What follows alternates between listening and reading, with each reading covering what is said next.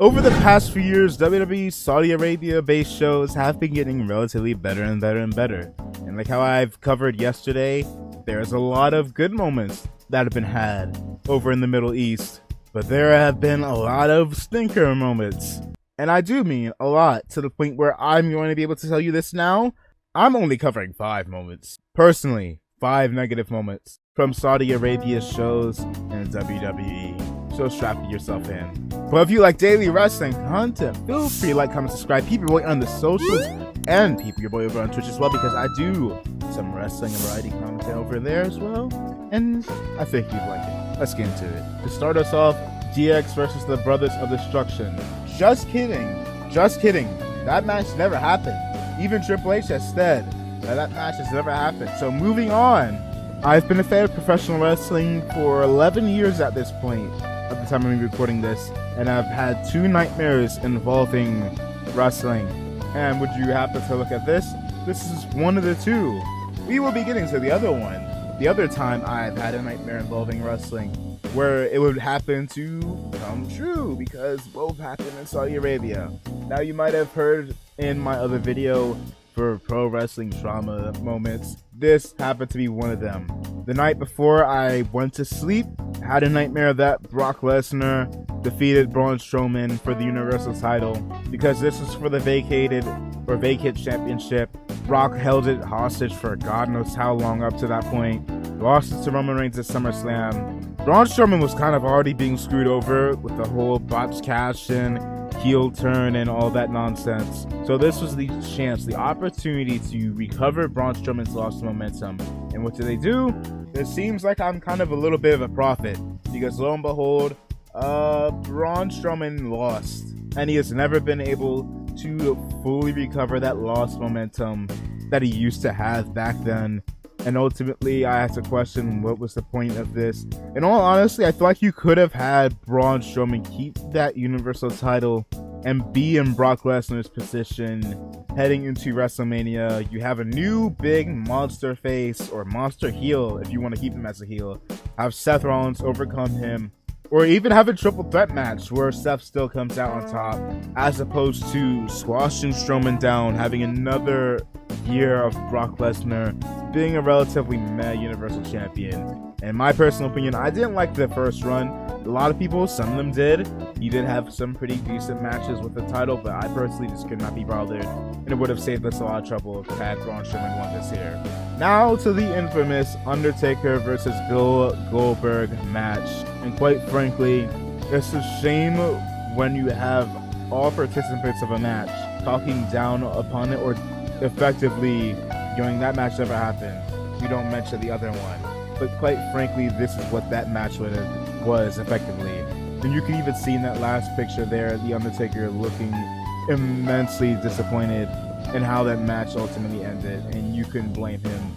Goldberg, before the match started, I believe, bashed his head into a locker, which effectively busted him open, kind of left him a little concussed, a little dazed. And then come the match, he wound up having this spot where he would go for the spear, Undertaker would dodge, but unfortunately Goldberg had too much momentum, cracked his head into one of the turnbuckles, or the ringside post, one of the ring posts, and he was full blown out of it. Had that god-awful jackhammer that looked like a brainbuster that was a few inches away from making the Undertaker's Dead Man title quite literal, followed by the god-awful tombstone attempt that they couldn't pull off, and then the choke slam. If you have never seen this match, consider yourself lucky. Don't. Now as for the rest of the video, we're going to be ragging on Goldberg, because in my hottest take, I personally don't like anything that Goldberg has done in Saudi Arabia. So this is effectively what the remainder of the video will be.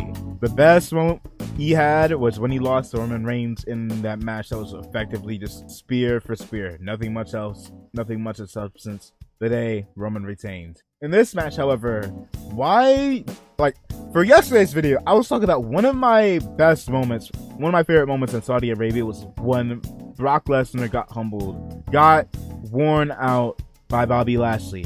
Why would you have Goldberg? And yes, well, hey, this is the best match Goldberg's had. He didn't just go for a spear and a jackhammer. Hey, he was actually doing some more hardcore based maneuvers and whatnot. Hey, there was a spear off the stage, like you can see in the picture here.